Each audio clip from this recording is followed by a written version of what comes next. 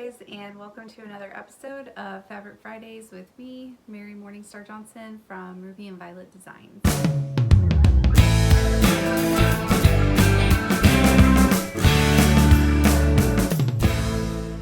On today's episode, I have several things that I want to talk to you guys about. One of the main things is quilting on your machine. That is something that has taken me a while to get comfortable with.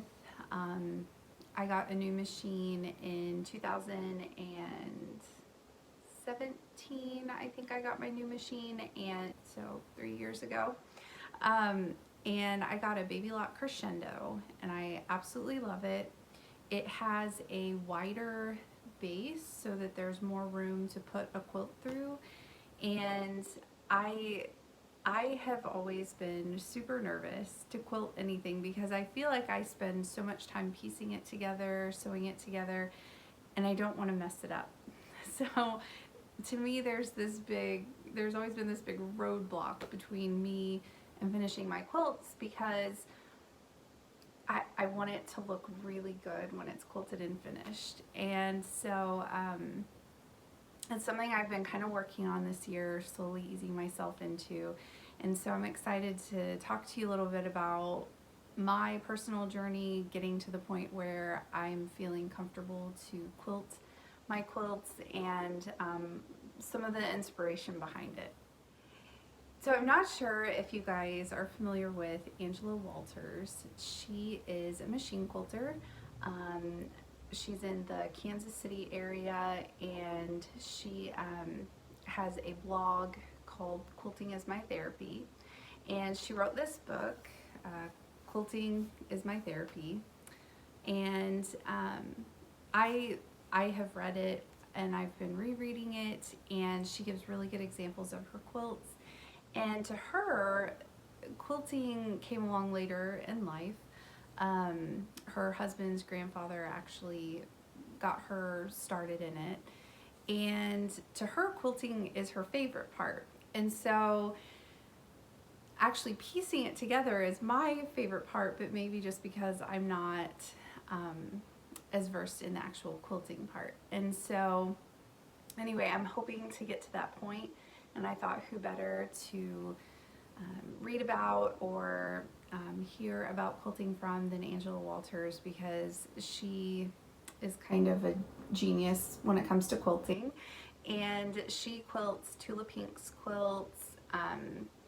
She started on a long arm, so that's always a good start. I've used a long arm like at a trade show, but I haven't really used a long arm, so I'm going to start on my machine and go from there.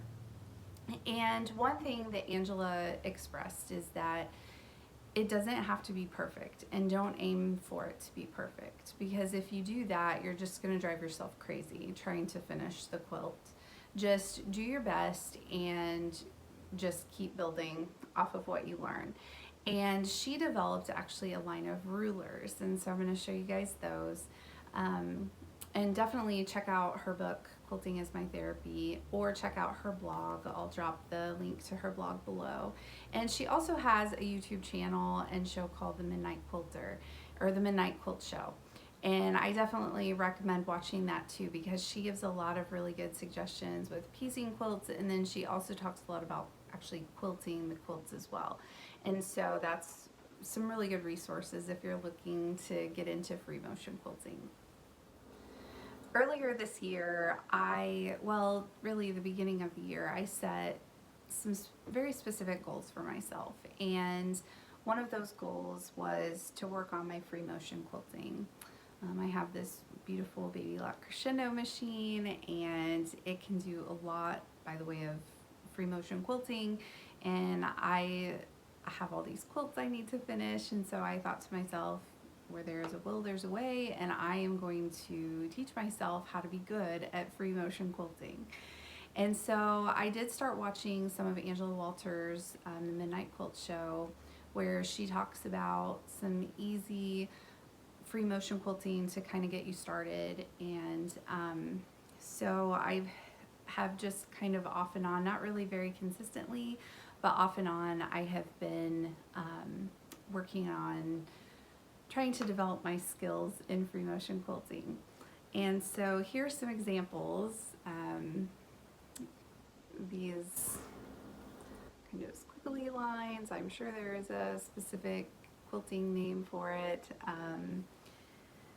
The one that I really love are the serpentine lines. I have really been working hard to get, you know, a little bit better at doing those, and I'll show you a better example where I'm kind of at in a little while. So yeah, I just kind of took some fabric and sandwiched it together with some batting. I like to use warm and natural batting, but there's a million different kinds of batting out there that you can use. This is just what I had, and so I practiced, and when you kind of go like one line and then the next line, it's called echoing. That was something new that I learned. So yeah, I think that if you're interested in free motion quilting, if you're like me and you just feel like there's sort of a roadblock between you and actually quilting your quilt, just get your machine out. If you don't have an open toe foot, get yourself an open toe foot or a ruler foot. I'm going to show you some of Angela's rulers. And just start practicing on your machine, because you can only get better from there. And so as I kind of delved further, I found out that Angela had a line of quilting rulers, and she worked with this Creative Grids to develop these rulers. And they are so amazing because they have these non-slip little pads on them, so they really stay in place on your fabric. They have these little stop guides, and then on the actual for the ruler, and she has all these really neat names for them. This one is Squiggy. She shows examples of the different patterns that you can do using that specific ruler.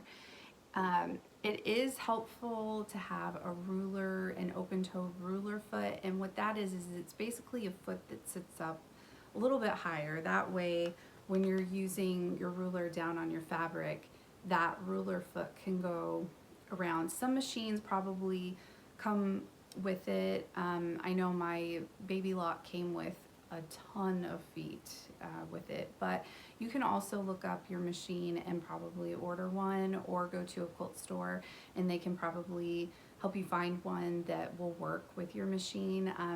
Feet are fairly universal. I know I have Singers too, and I've not used any of my Singer feet on my Baby Lock, but I think that there is some where it can be used on maybe both. I don't know. So it's worth checking out. Definitely talk to your local quilt shop if you have questions, but definitely check out a ruler foot just so that you have a little bit more control when you're trying to use your ruler to quilt. She has all different kinds of rulers. This one is great. You can do rounded shape. It gives you a nice straight edge. It's a nice size. So if you don't have a bigger opening with your machine and you're working on more of a basic home model machine, this is small enough that it can really go both directions through your machine to quilt. And then she has these other ones too that I have not checked out yet. But basically you should be able to just look up Angela Walters rulers, Creative Grid rulers, and you should find these. And you should be able to look at the examples on the back to see what kind of designs you can get if you're looking for a specific design. And so with Christmas coming up, I was trying to think of some handmade gifts that I can make for my girls. I don't know that I'll have time to make all handmade gifts, but I was thinking about making them a few handmade gifts, and so I decided to use this panel, or make the doll in this panel and then the things that go with it. And so, and then also incorporating another practice round of doing some free motion quilting. And so this panel by Stacy, I'm not sure I'm gonna pronounce the last name right, but it's Stacy Itsu. I'll post the name below. She has this really cute mermaid panel, and it comes with a doll and a quilt and a pillow, some dress up items, a little stuffed seahorse. But the illustrations are adorable. I love this mermaid illustration, and it was really fun to make. And I also wanted to use all of the panel, including the border.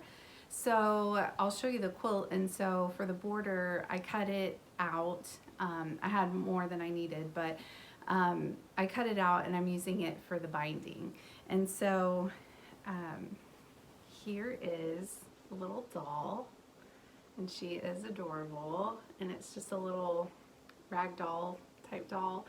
I don't have the little dress up outfits done yet, but here's the pillow, and it says Sweet Dreams on the pillow, and the illustration matches the doll.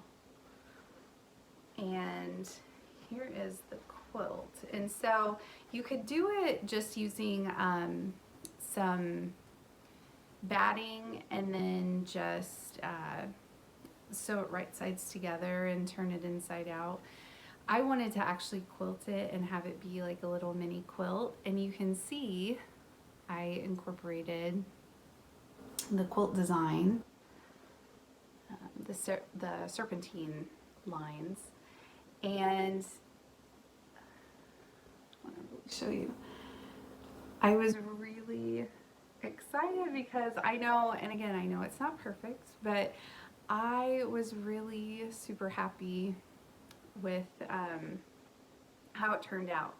And I think that the more that I do the free motion quilting, I understand more where Angela is coming from and saying that it doesn't have to be perfect, because if you just keep practicing and you just keep doing it, it will look, it will just start looking really professional. I don't know how else to explain it. I mean, I think that goes for anything that you do. The more that you practice, the better you're going to be at something.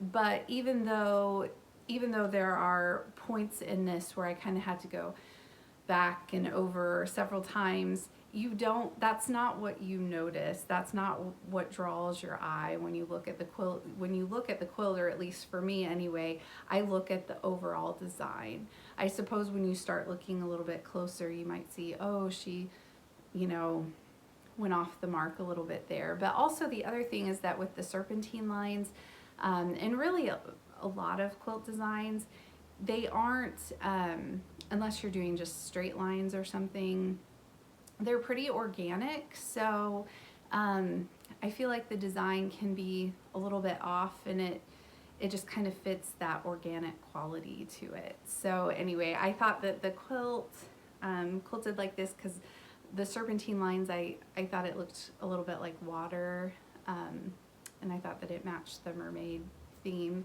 So that with the little pillow, and then with the doll, and then the little stuffed seahorse, and then it has a couple of dress-up outfits. But anyway, it's panels like this can be a really great little homemade Christmas gift if you have somebody that you're wanting to make something for that's kind of quick and easy, or even if it's just that you want to practice your free motion quilting, binding, or whatever it is that you're wanting to practice.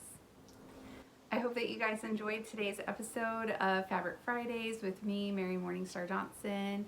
I'll see you back next week. I hope that you guys have a really great Thanksgiving and eat a lot of really great food. Bye.